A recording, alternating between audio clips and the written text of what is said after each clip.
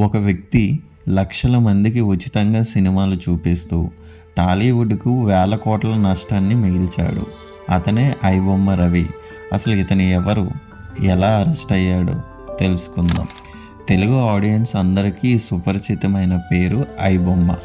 కానీ దాని వెనక ఉన్న మాస్టర్ మైండ్ గురించి చాలామందికి తెలియదు. ఇతని అసలు పేరు ఇమ్మడి రవి. ఇప్పటి వరకు ఎవరికీ తెలియని షాకింగ్ నిజాలు, అతని పైరసీ సామ్రాజ్యం ఎలా మొదలైందో అనే వివరాలు ఈ వీడియోలో చూద్దాం. రవి విశాఖపట్నం వాసి. ముంబై యూనివర్సిటీలో MBA పూర్తి చేశాడు. టెక్నాలజీపై మంచి పట్టు ఉండటంతో మొదట్లో హైదరాబాద్లో ఈఆర్ ఇన్ఫోటెక్ అనే సాఫ్ట్వేర్ కంపెనీని నడిపాడు. అతను పైరసీ మార్గాన్ని ఎంచుకోవడానికి వ్యక్తిగత కారణాలు ఉన్నాయి. ముఖ్యంగా భార్యతో విడాకులు, వ్యాపారంలో నష్టం కారణంగా వచ్చిన ఆర్థిక ఇబ్బందులు, అవమానాలు అతన్ని ఈ నేర ప్రపంచంలోకి నెట్టాయి. పైరసీ చేయడానికి ఇతను మామూలు పద్ధతి ఉపయోగించలేదు. OTT కంపెనీల DRM హ్యాకింగ్ టెక్నాలజీని ఉపయోగించి సినిమాల్ని కాపీ చేసి ఉచితంగా అందరికీ అందించాడు.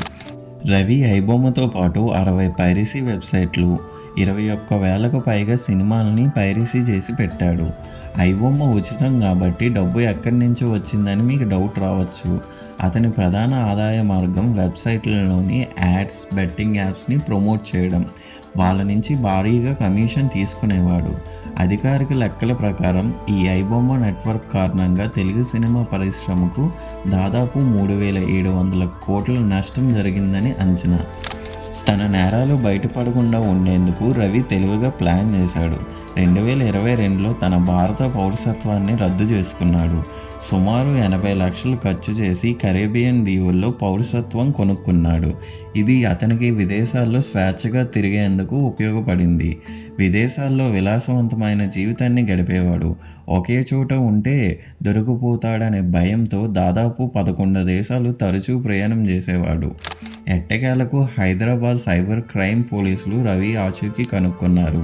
తన ఆస్తులు అమ్మేందుకు రవి భారత్కు వచ్చిన సమయంలో కుకట్పల్లిలో అతని నివాసంలో అరెస్ట్ చేశారు. పోలీసులకు రవి ఎలా దొరికాడు? తన అసోసియేట్కు పంపిన ఒకే ఒక SMS ద్వారా రవి జాడ దొరికింది. రవిపై ఇప్పుడు కాపీరైట్ చట్టం, IT చట్టం కింద కేసులు నమోదు చేయడంతో పాటు మనీ లాండరింగ్ ఆరోపణలపైన విచారణ కొనసాగుతుంది. చూశారు కదా, ఒక ఐబొమ్మ వెనుక ఎంత పెద్ద సామ్రాజ్యం ఉందో. పైరసీ వల్ల మన చిత్ర పరిశ్రమకు ఎంత నష్టం వచ్చిందో ఈ సంఘటన మనకు తెలుపుతుంది. దీని గురించి మీ అభిప్రాయం ఏంటో కింద కామెంట్ చేయండి.